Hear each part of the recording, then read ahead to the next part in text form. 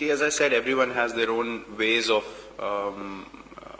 expressing themselves as captain or operating things on the field. But see, one thing that remains constant is to win cricket games. People have different techniques, but they're still able to score runs. Doesn't mean necessarily everyone has to bat like one person. So I think me and MS have always understood our kind of operation out there in the middle.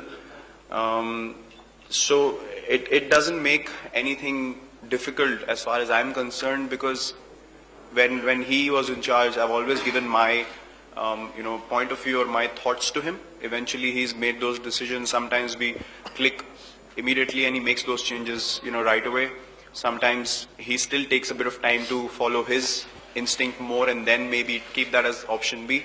So I think as cricketers we understand it's a pretty natural thing to have different perspectives about the game, about captaincy as well.